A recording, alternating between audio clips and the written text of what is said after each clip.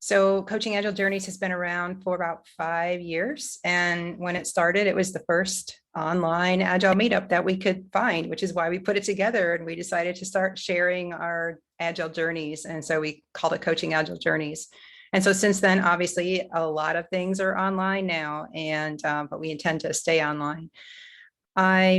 So we're super happy with your community, because like month over month, and we have a speaker every month. I see people rejoin, and that tells us that we're sharing content that's valuable for the community. You can always go back and look at the previous events on our website, coachingagilejourneys.com, for those recorded events.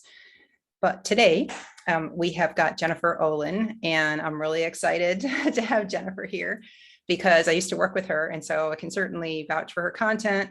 She's amazing at data and storytelling. And if I had been able to work with her for longer or do more with her, I would have loved that. And sadly, our life took us in slightly different career or company directions, at least. But she's one of those people that I would always tag and want to work with again in the future. She's got a unique story around data and storytelling, because she used to work with Seinfeld and came from the entertainment arena. And so it's always really exciting for folks to come and share from a different perspective what they've learned as they get into tech. So that's why I'm really excited to have you here and have Jennifer share her knowledge with us today. And thank you so much, Jennifer, for your time. I am going to turn it over to you. Oh my goodness. Thank you for that introduction. That was amazing. I'm going to give you one fun fact though about Heidi and I. We grew up 12 miles apart and never knew each other till we started working together 2 years ago. True story. It's so nuts, so nuts. And I only found out by accident because I listened to a podcast where she was mentioning like Corning, New York. I'm like, wait, what? So, yeah. Would you do me a favor and let me screen share? It says it's disabled. Of course. So while you're doing that, I'll give some of my housekeeping, which is I am going to talk, but not at you. I'm going to talk with you, but I'm going to ask that we save all the questions. You can type them in chat if any come up while I'm speaking to the end. Because the way I've hopefully put this together, and you'll let me know at the end, is I've anticipated questions as we go. And I'm hopefully answering them as we go, but we'll find out at the end. And you will also be leaving with a present. You will get a PDF. Who doesn't want a PDF? You have so many PDFs. This is the one you're going to keep forever. That will have all the key information. So if you see a slide that you're like, there's a lot on that, you feel free to take a screenshot. But don't feel that you need to write everything down. You're going to get that slide as is in a PDF later. So feel free to just really listen and write down questions and know that you'll have the data in your inbox afterwards. Of course you will. All right. So let me just share my screen real quick. And great.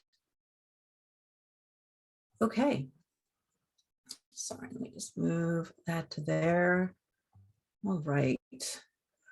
Okay, so as I've already said, my name is Jennifer Eolin, and I'm a transformational consultant located in Jersey City, which for those of you not familiar with New Jersey, that is right across the Hudson River from New York City. I am really excited to chat with you all today about a passion, which some may call an obsession, but I'm okay with that, regarding storytelling with data. I designed this introductory section, how to tell the right story with the right data, to help you understand how to give context to your content. And the content that I'm referring to in this talk is project, business reports, metrics, anything that's relating to the work that we do in our day-to-day. Simply presenting content isn't enough, as it often doesn't actually inform its audience, but it merely checks that box for what is accepted as complete in the workplace. So let me explain. This quote is from Michael Ventura, and it's from a column he wrote for the Austin Chronicle in 1997. It says it all. Without context, a piece of information is just a dot. It floats in your brain with a lot of other dots and doesn't mean a damn thing. Knowledge is information in context, connecting the dots. So to illustrate this connecting the dots concept further, I have an analogy. We all have that person in our lives who likes to join a movie or a TV show or whatever you're watching smack in the middle. And while we're really happy to have their company, the rest of the movie is just them asking questions like, who is that? Why is her hair blonde? Wait, hold on. Darth Vader's bad? He's the bad guy? And our typical reaction to these questions is like, how can you not tell Darth Vader's bad? He's wearing all black. But we get frustrated and we shut them down with platitudes like, just watch, you'll see, you'll get it, be quiet. But without context, the movie is just a series of chaotic and nonsensical dots. So now let's tie this to our lives in the office. What would you say if I told you that every time you present a static chart, content, without the history leading up to it, the context, you are essentially starting a movie in the middle and expecting your audience to connect the dots on their own. Without a story to tie it together, it's all nonsense. Hence this workshop and my obsession. So I designed this to give you a high-level understanding of why storytelling is important in the tech world and in the office in general. I will show you how to apply Pixar's simple story structure, which you can start using immediately after today's workshop and will be included in that PDF I talked about. My hope is that it just takes this session to help you start to make big changes in how you communicate when presenting data in the office. But first, let me give you some context on how I arrived here. So in proper storytelling fashion, I'm going to start at the beginning and briefly show you my journey into data. I've been a storyteller all of my life. The first thing I remember writing was at the age of 6. It was a very poorly informed 5-page book about football that I presented to my parents, who were football fans. Despite that resounding flop, they encouraged me to keep writing and creating through my childhood. I went to Ithaca College in upstate New York, where I earned a Bachelor's of Science degree in radio and television with a concentration in script writing.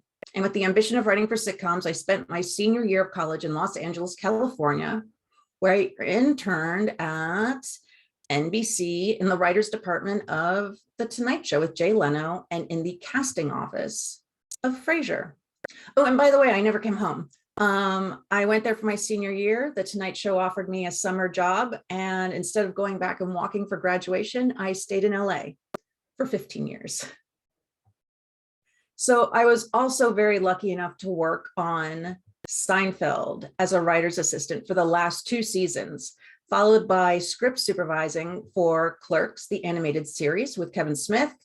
And It's Like You Know, the first show by a Seinfeld writer, Peter Millman, who wrote the Yada Yada. I was doing well. I'm not gonna lie, this is amazing. And I'd written 1 episode for It's Like You Know and was writing an episode for Clerks when, in the year 2000, reality television ruined everything. Everything. It broke the business model of how networks were used to making money. And all of a sudden, they could make the same money by spending much less. So I pivoted. I was agile. And I went into reality show writing / producing. So this kept a roof over my head, but it really sank my heart. Reality television for me told the same story over and over again, just with slightly different characters from episode to episode. I finally quit, moved back to the East Coast to be with my family. And I didn't have a career or a job in New York City, just a bachelor's in television writing. So yeah, yikes. But at this time, Silicon Valley was spilling into New York City and tech companies of all sizes were popping up. I was able to convince a company in my interview that my television producer skills translated into a coordinator's position. Essentially, herding kittens is a skill needed everywhere. However, happiness quickly turned into panic when I was given the task of assembling the monthly metrics presentation for a group of senior leaders, Up to this point, I'd only used Excel to organize my address book marginally, and I never thought about myself as a math numbers person beyond writing out a check. So obviously I was terrified, and I worked all weekend watching tutorials, crying, and assembling 3 very sad graphs. But This is the start of my aha moment regarding how storytelling from the entertainment industry and data from our project and tech worlds go hand in hand. So look at this mess. Okay, so while this slide isn't far off from a slide I had to put together, it's honestly not that far off. After a few months of assembling this metrics deck, I realized I was just assembling a prop, as context was nowhere to be found. I couldn't find it in any of the past presentations or documentation. I found myself needing to ask a lot of questions, and that reminded me of the people who missed the first half of the movie. But then what struck me was that nobody could add the context. Nobody could connect the dots. Words were being said, but they were vague. The majority of the conversation around the metrics deck, in hindsight, felt like what I call management theater. There was a lot of, wow, look at the total of that number, because that's larger than that number over there. Oh, I see that part of the pie chart's blue and that's red. That means something. Wow, look at all those words. We were really busy, huh? Next slide, please. You get the drift, management theater. I eventually saw that there was absolutely no connection, investment, or true understanding of what they were looking at. There was no beginning, middle, or end. There was just this odd blip in time, a dot without context. And so many people had come and gone from the organization that the slide was actually a relic of an employee from the past. Now, to be very clear, it wasn't that anyone in the room wasn't smart, by the way. They were literally all geniuses, truly.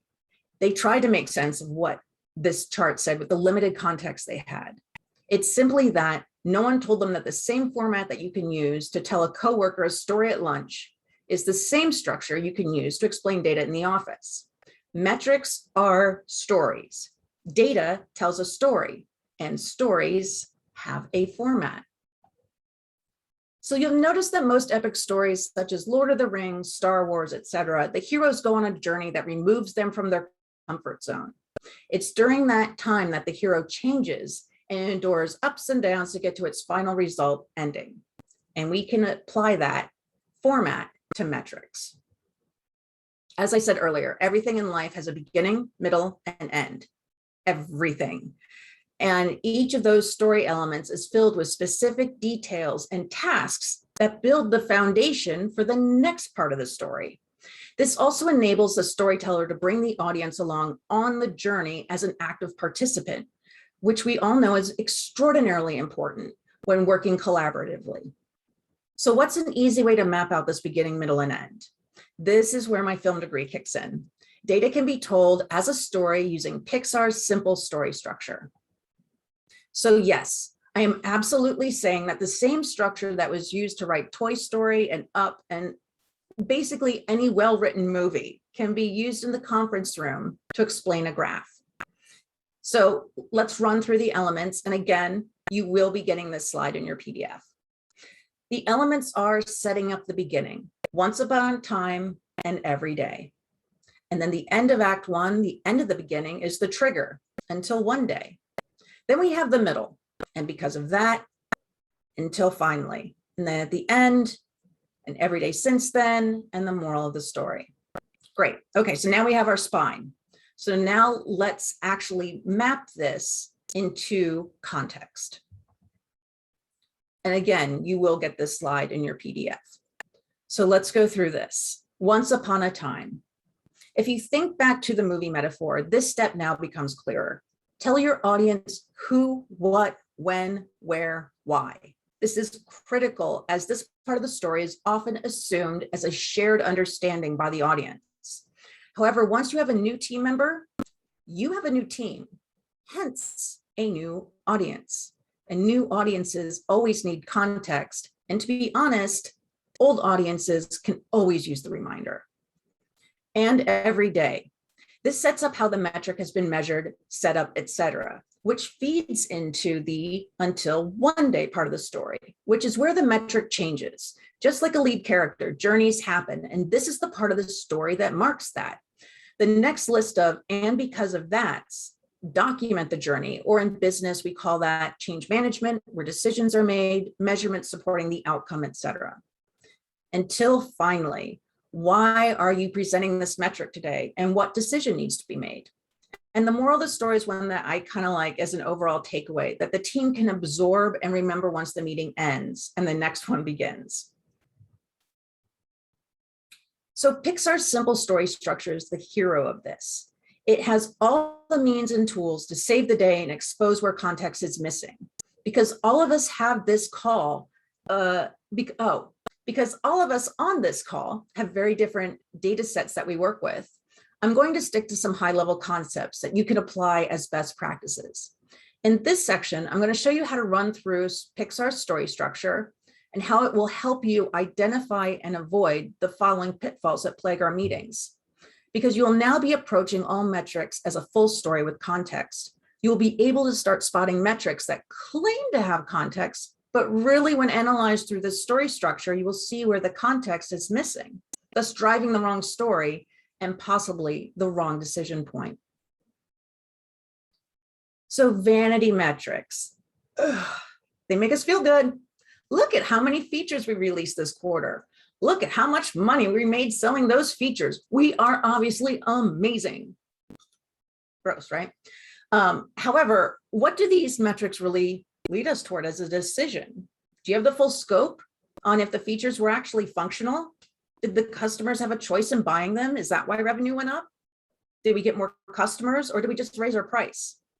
Vanity metrics are largely quantitative and do not speak to quality. They do not combine leading and lagging indicators to give the full context. So what are leading and lagging indicators? A leading indicator looks forward at future outcomes and events. A lagging indicator looks backwards at whether the intended result was achieved. Now, Pixar's simple story structure automatically includes leading and lagging indicators. It just doesn't call it that. So I've put together an example to illustrate what I mean. So if you look at this slide, which again will be in your PDF, here's a structure you've seen before, but I've added where the leading and lagging indicators rest in the story structure.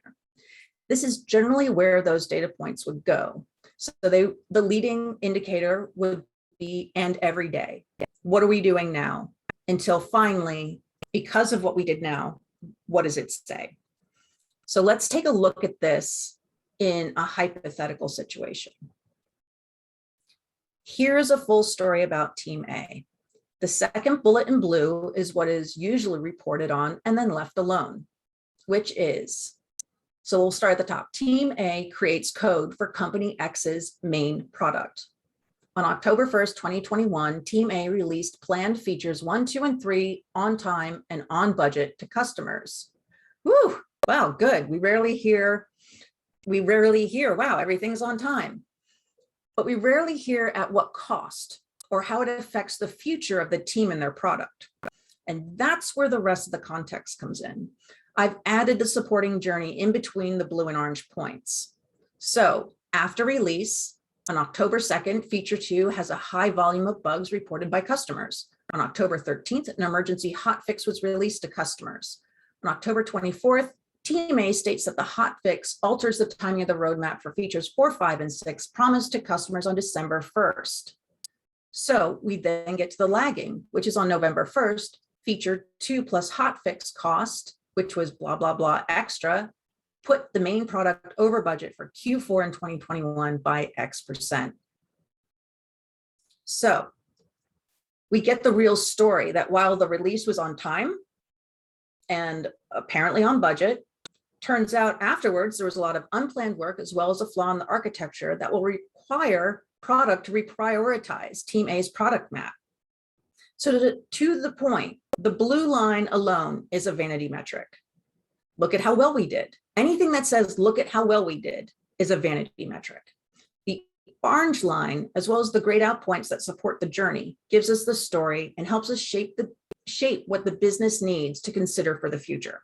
Solid, right? Nothing can break this, right? We're golden. Well, there are some ways to game the system, and now I'm going to show you those ways. We will now explore our next desperate pitfall in the world of storytelling with data, the abuse of doublespeak, jargon, bluster, and buzzwords. There's a brilliant book called Doublespeak by William Lutz that discusses this concept in depth. A quote from his book: "Jargon as doublespeak often makes the simple appear complex, the ordinary profound, and the obvious insightful. In this sense, it's not used to express, but to impress. Simply put, jargon is the pretension of communication. Jargon makes audiences feel like they aren't smart enough to follow what the speaker is saying." William Lutz goes on to say, doublespeak is language that avoids or shifts responsibility. It is language that conceals or prevents thought. Rather than extending thought, doublespeak limits it.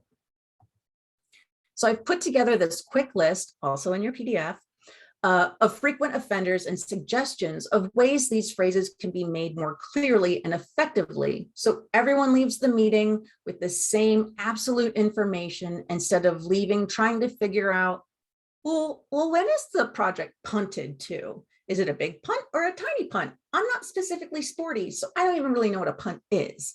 And while we're on the topic of what's up, when does the fiscal year of 2022 start, if not January? You see where I'm going.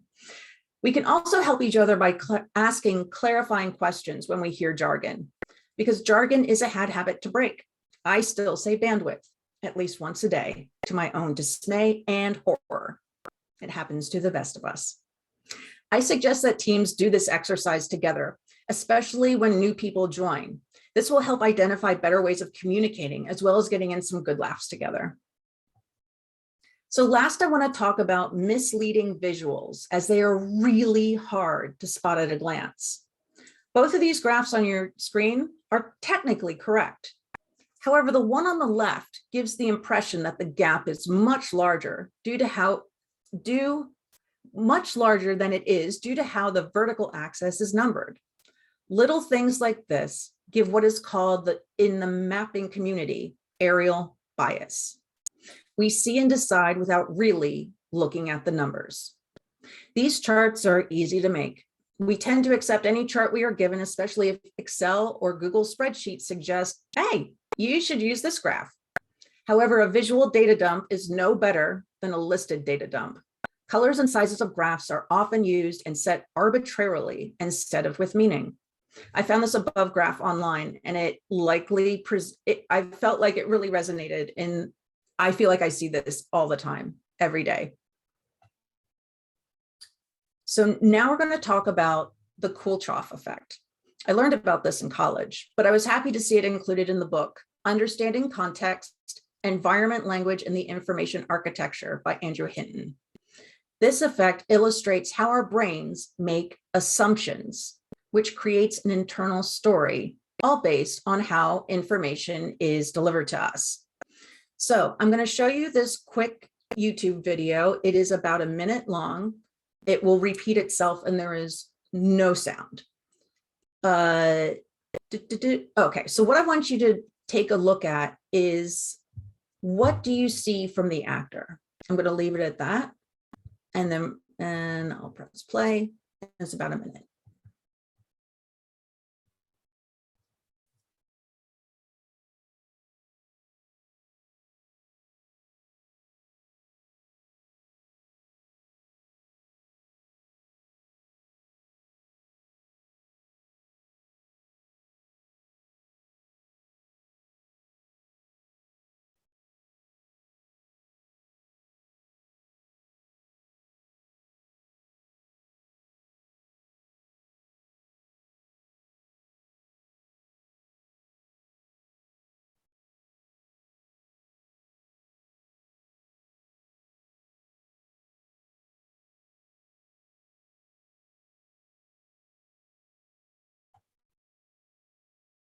All right, so here is the one part in this talk where I would love to hear from you now. Feel free to get off mic and answer this question.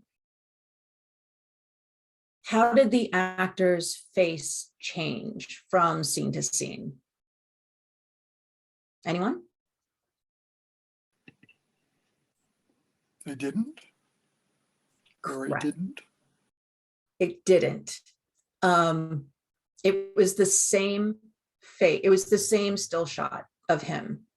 But if you were to look at it, the point of this is, if you just saw his face in soup, you would think, oh, he's hungry.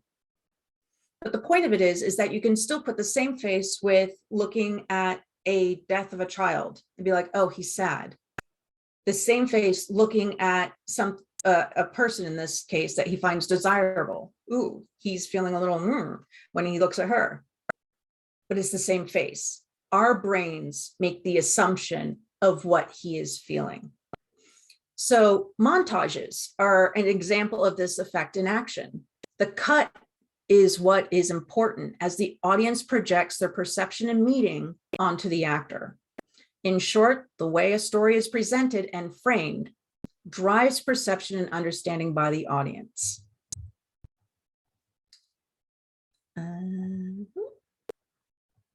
There we go. All right, so let's wrap this up. In case you are on the fence about storytelling, this list goes over all the other benefits you and your coworkers will get from telling stories instead of assuming shared knowledge. And this will also be in your PDF. So congratulations. Oh my God, you're a storyteller now. How does it feel? What story are you going to tell first? Well, all of this can be overwhelming when presented all at once. I have the following to help. As I said, you'll get a PDF of all the critical points of this presentation for you to have and use, mark up, share with your friends, your coworkers, give it to your mom for Christmas. She'll love it. That's what my mom's getting. I also suggest that you start looking at data sets and metrics that you use and see daily. Don't try to boil the ocean. What do you see and do every day? Take a deep look and bring your team into the analysis. What do you see as an incomplete or erroneous story? So also in the PDF, I have a ton of resources. So here's where you can find out more about Pixar's simple story structure. Khan Academy actually has the art of storytelling, which is all about using this story structure. So I really urge you to do that as well. And that's also another great thing to do as a team. Here is the Trough video, as well as it's called a trailer mix. About 11 years ago, editors in the industry of entertainment recut a bunch of trailers incorrectly. So like The Shining is the feel-good movie and Forrest Gump is a horror movie. I mean, it kind of is, but I mean, now it's like, he's going to come kill you. But none of the information it presents is wrong. It's how it's framed. So I find that that can be a really great way to help drive home your information's correct, but when you frame it incorrectly, it's kind of like Schrodinger's cat. It's like both dead and alive at the same time. And then here is a small list of books that have informed this talk. If you get anything, if you are looking to start, get Storytelling with Data and Workbook by Cole Nussbaumer Knaflick. I don't know how to say that last name. All of these have links, so they will take you to wherever I found it was sold, and apologies if it's not for your country. Hopefully you can find that conversion quickly. And then all the cool illustrations you saw, I did not make, and this is where I found them. And that is it. Here we are. I would like to open it up for Q&A now. I also want to encourage all of you to follow me on LinkedIn and ask me questions there. This does not end now. I would really like to keep the conversation going and hearing about what you're doing and what context you've found out, etc. So with that, Heidi.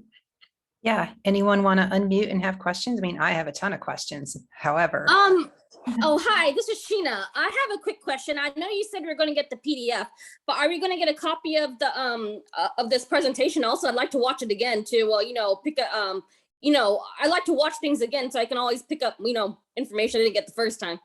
Yeah, definitely. So whoever is registered will get a copy of the PDF, and then this recording will go up on our website, coachingagilejourneys.com. So you'll definitely be able to watch it again. Mm-hmm. Yes. And if you have any further questions, like this ends, and you're like, I wanted to ask me on LinkedIn. Seriously, I look forward to talking to each and every one of you about your journeys. I may need a hobby. It's fine. We're aware of it. I have a question, and well, one of my many questions. Well, first of all, it was amazing. Thank you. And secondly, I get what the Kuleshov effect is supposed to be, but how can we leverage that when we're presenting our data? So it's like, one way to think about it is how you think about putting a sentence structure together, right? If I said, I met up with John and David, he was doing well. Who's he? John or David? So depending who you talk to, if you're a real grammar nerd, you're going to be like, oh, she's talking about the last pronoun or proper noun that she said. But if I'm not thinking that fast when putting my my sentence together, I might be talking about the first, because that was the first person in my mind. So that's a way to think about it, is whatever comes first informs the next. Nothing is standalone. And that's also for, like, if you're taking a really well-written survey or quiz, you'll notice that it sets you up to keep on the same brain path. And it's not asking you your name. Are you happy? What's your birthday? You're like, wait, what? How does any of that, does that help answer? Yeah, thank you. No, it does help. Mhm. So basically clearly tying each section, each part of your story together to make sure that it tracks from the previous, and don't make folks guess. Don't make people think. Like, there is a book, and it's on my resource list. It's called Don't Make Me Think. And it's about informing as much as possible without, data dumping on top of people. If I'm going to tell someone, oh, I know the article you're looking for is in our instance of Confluence, I'm going to send a link. I'm not going to make you look for it. And it's like, just those small little things of, like, do you have an article about topic X? Yeah, it's in Confluence. Not helpful. There's probably a zillion articles. Help them out, help them get the data, and help, so just take that one extra step. I also have a background in customer success. So I was a product manager for an online help center. So I that's also like a drive of mine of, like, how can you help your own team self-serve? How can you help someone who is going to a meeting at 8 a.m. in the morning and is working asynchronously in our new normal be prepared at 8 a.m. without needing to be around during work hours to say, where's that article? Have it all there. Have, like, yeah, I could really go on that for a bit. So I'll just wrap that up. Thank you. Mm-hmm. Other questions? Heidi, there's a question in the chat that one of our users said they read a book called Made to Stick, which basically says to tell a story with data, but with unusually shocking twists to factor in recall power, and then asked, do you agree with that approach? Yes, I have that book. It's right there. Another book that really will complement that is Story or Die, which is also in the resource list. Story or Die, as well as Made to Stick, what they really go over is that reading a list of facts to someone is not going to drive them to change. It is not going to drive them to action as much as we want them to. If you say, if you do A, you will have the benefit of B, that's going to help them get there more than if you just go, here's this. And I'm sorry that I don't have an exact example, but if it's like, I can't even think of one, but like, this often plays out in politics, in that if you tie an issue to emotion, people run with that much farther than if you present them with a list of facts that are sensible or whatever, no matter what side you're on. Like, a list of facts will drive nobody to do anything unless you are already motivated to do that. I think I have an example that from my Oh, please, recent, yeah. and maybe it'll resonate. So in my life, I've hired lots of agile coaches and scrum masters, and it turns out that we don't always have lots of recs for these agile coaches and scrum masters. And yet people have very high expectations about what could be accomplished with our agile transformation and such. And so I have in similar situations, I have put together basically some data saying, hey, here's data showing, we have data showing that people are getting value out of our presentations and workshops. Teams that have scrum masters are actually performing better based on these metrics, blah, blah, blah. And then tying it to like, hey, we still have a lot of work to do here. Some other statistics around, hey, maybe we did an organizational assessment. These things are the top pain points. Like, so what do you think? Like, so basically put it to Yes. Inspiration around, we have to make movement now in order to keep our market leadership position, for example, and we need more scrum masters to do that. So I guess I think that was what came to mind when you said that. When just listening to you, you reminded me of it's kind of a simple formula to apply that I didn't feel like I had time for in this. Maybe that'll be my next talk. If this, then that.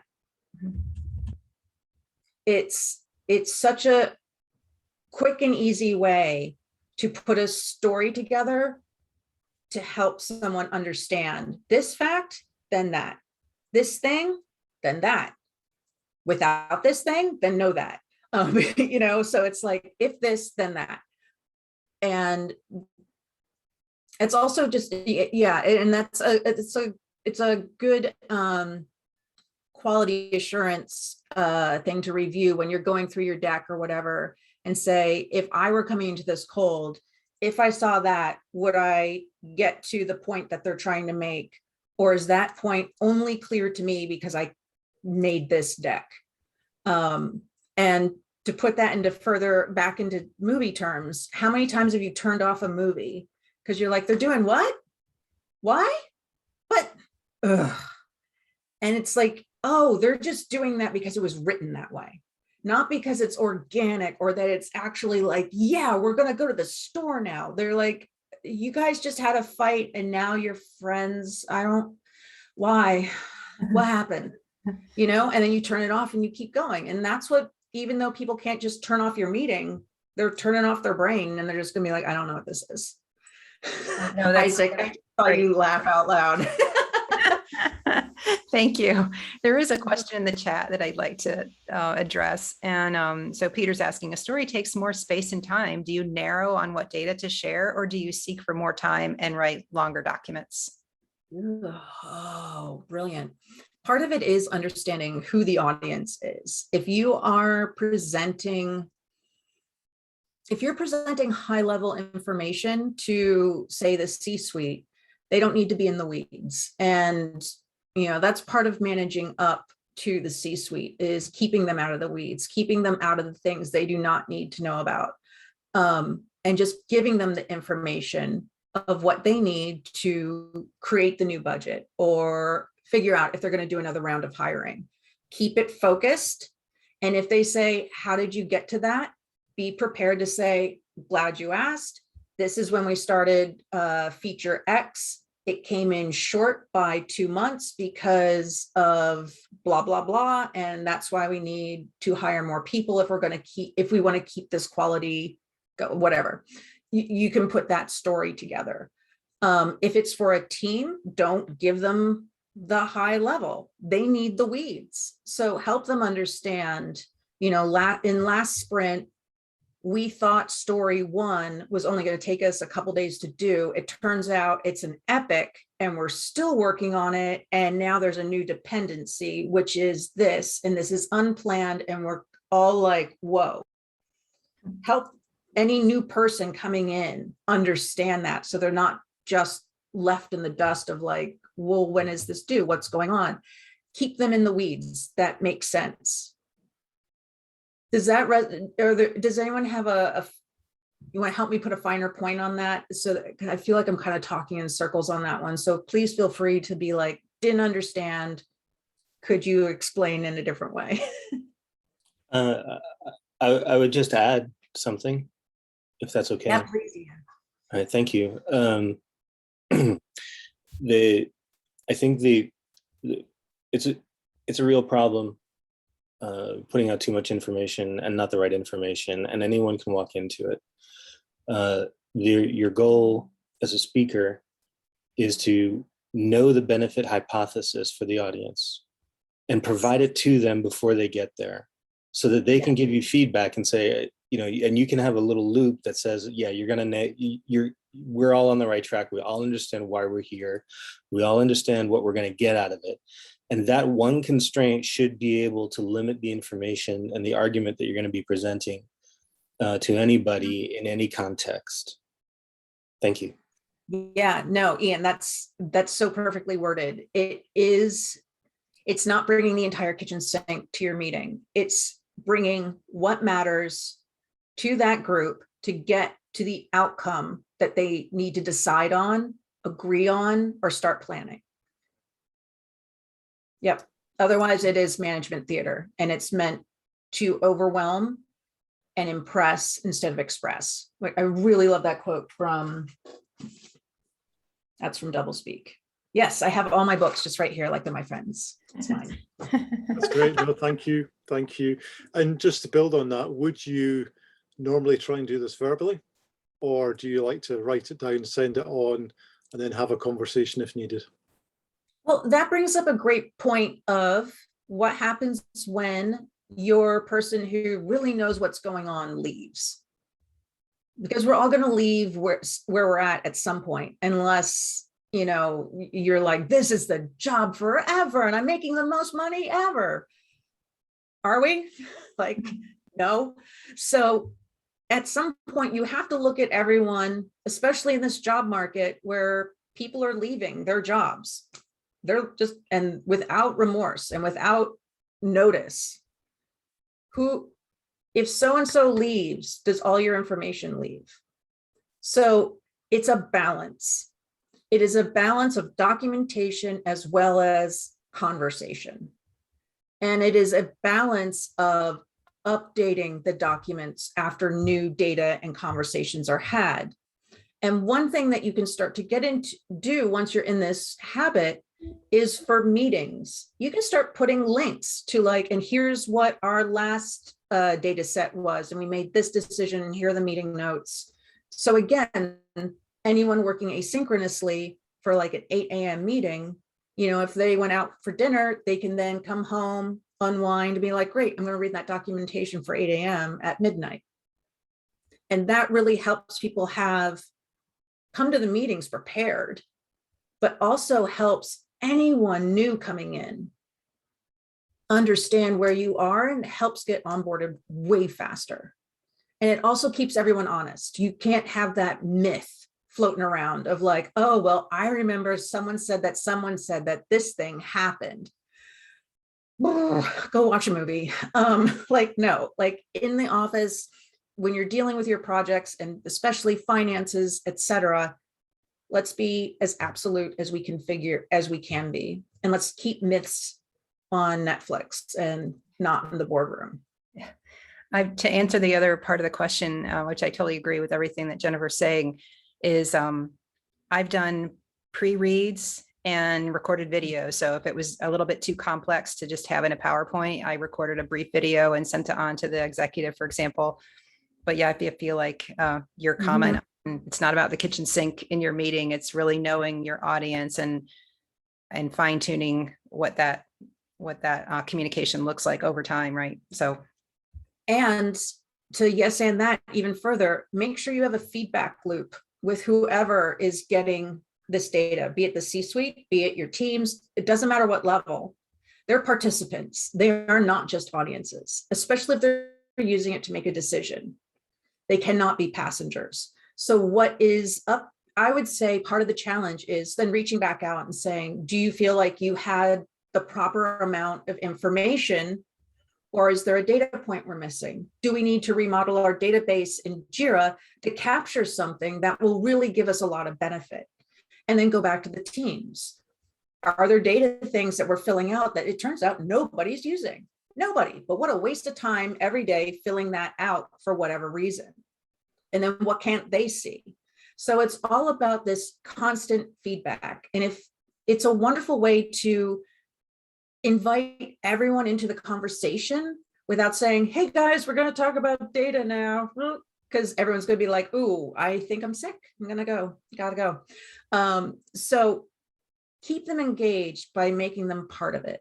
It's a story and a journey that we should all be doing together. It shouldn't be done in a silo. It shouldn't be done alone. And if anyone tells you that you can't do it on your own or whatever, I would really challenge that, unless it's like you're talking with a data scientist who is pulling information for you from many different data sets, from different tools. Yes, you may not have the SQL skills to do that or the actual software to do that, but you can read it. I feel like I've gotten some recent charts that would make you scream. Oh, I bet. Oh, I bet. There's not enough wine, Heidi. We'll do that later.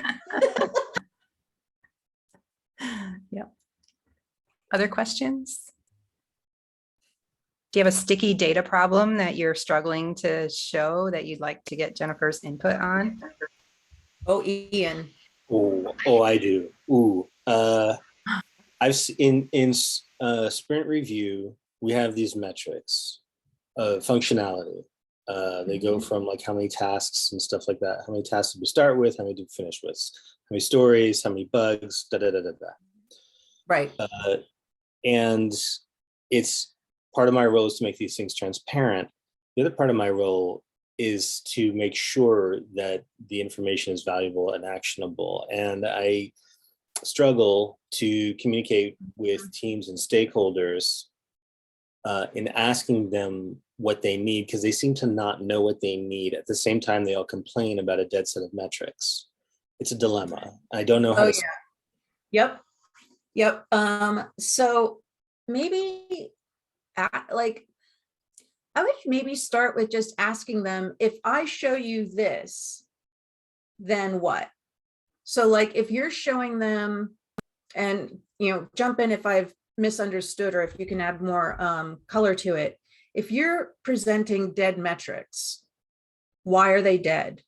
Are they dead because the team doesn't want to deal with them, which is possible? That's part of the transformational journey of teams and when you incorporate data to make decisions. Or is it vanity metrics and they're like, yeah, we did five features and had 6 bugs. Like, what's the conversation? What does that drive? Does it mean that they're overwhelmed, underwhelmed? They can take on more, they can take on less. Are they being challenged by the work? Like, what decision could they make out of that other than just going, yep. So I would also ask them, what do they want to see? What would make sense to them? And what may come back, I've had this come back, is that they will ask for the thing that you think you're showing them. And it has taken, I remember the first time I got that feedback, I was like, but it's right there. And they're like, that's not, no. And so I worked with them and then found out like the nuances of what they needed to be like, oh, that's how you see it. Because my vision isn't always, it's like a bad director at a movie. Again, we've turned off movies because you're like, what is this lighting? What is the camera? What? No, I'm seasick. I'm out. And that's how people too, when they view PowerPoints and metrics, they're like, that's just, I don't know what that is. So that would be when all else fails, just always ask your team, talk to your team. They're always going to have some sort of feedback, whether it be constructive or confusing, but it's up to us as communicators to make sure that feedback's there, because they also are our quality control for being able to help us when we make a mistake. You know, if we've added something up incorrectly, if we're showing the wrong year, something where they can be like, oh, wait, that's not right. Thank you very much. I appreciate it. Oh, Thank you. absolutely. Absolutely. Thank you for that question. That was good. Someone's asking, can we tell a story on a report? I was asked to put a compliance report in a story format. And I was like, what? What's your perspective? Yes. Oh, yeah. Everything is a story. And even if looking back at Pixar's simple story structure is overwhelming and just like that doesn't resonate for me in the moment, think about beginning, middle, and ending. Where did you start? Where are you going? How did you do it? What is the result or proposed result? If this, then that. So break it. It's almost like, remember when we had to write papers in college and it was like, I'm going to talk about why this is important. And then you're like, pro, that con, but pro, here's the end. You love me, give me an A+. It's kind of almost that format as well of like, what are you saying? Why are you saying it? What supports it? What are you doing about it? What are the risks, the pros and cons? And then at the end, are we better off than when we start at the beginning, or is this a proposal to make us better than when we were starting at the beginning? Does that help? Thank you. Mm-hmm. Thank you. Yeah, Rachna, if you want to add anything else there, that's fine. The other question is, what if it's an audience who doesn't care? Oh, well, you need to find out or figure out as best you can why they don't care. Has it been that they've been given data that has been garbage, that their opinions haven't mattered? What is the psychological thing going on there? And then what can you do about it and what can't you do about it? I'm a person who always thinks I can do something about this, and I've burnt myself out doing that. Walk away. If they don't care and they're not going to care, save yourself the energy and time and do what you need to do to get by. But like, there's nothing you can do at that point if they're just not going to care because they love not caring. You should probably find a new job too. See, Heidi, I did it. I still did it. Told someone to leave their job. But really, that like start thinking about, is that a culture fit, or is that just, or is that they're being presented the wrong stuff and they've been presented the wrong stuff for such a long period of time that now they are just kind of disengaged? Yeah, definitely. They might have just disengaged. It might not be anything about you, right? Correct. Might be something else in the situation. Yep. So folks are giving me feedback that the link that I posted didn't work. I actually uploaded it to Coaching Agile Journeys. And so it's embedded in there, but you might have to be a follower. So I will have to email folks with a link. I can't attach in Eventbrite. I can't attach a PDF there, but I can download folks' email and email you directly from my email with that link. So so just give me a little bit and I will do that. Is there any, anything else folks want to share? Any last question? We have time for one more if folks have any more questions. No. Like I said, please find me on LinkedIn, drop me a line, ask me questions. I can talk about this all day long and all night. Ask my dog. So please do not hesitate to reach out. It is a true invitation and not a platitude. Thanks so You much. are so funny. This has been delightful. Oh, good. Oh, I'm so glad. Thank you so much. You. My pleasure. Thank you guys too. And good luck. Thank you. This is awesome. Great stuff. Thank you. Really Thank you appreciate so your much. time, Jen. Thank you. Yeah, we can still keep talking about data, can't we, Jen? Mm-hmm. Oh, yes, we have more meetups. They're on our website, coachingagilejourneys.com. We have a lean coffee. And yeah, we do have monthly meetups. Oh, on data. I mean, I can put another one together. Gosh, yeah, There you go. Keep tabs on our website and we'll definitely share as soon as we have another meetup about data. You can find us, follow us on LinkedIn and go to our website, coachingagilejourneys.com. Or come to the Lean Coffee. We can talk about data all day at the Lean Coffee. True enough. Yeah, True. absolutely. Yeah. Yeah. I hope this was helpful for folks. Hope you learned something new about data with a new perspective. Awesome. Oh man, this made me so happy. This was a great way to start the week. Awesome. Yes, it is only Monday, isn't it? It is. It truly is.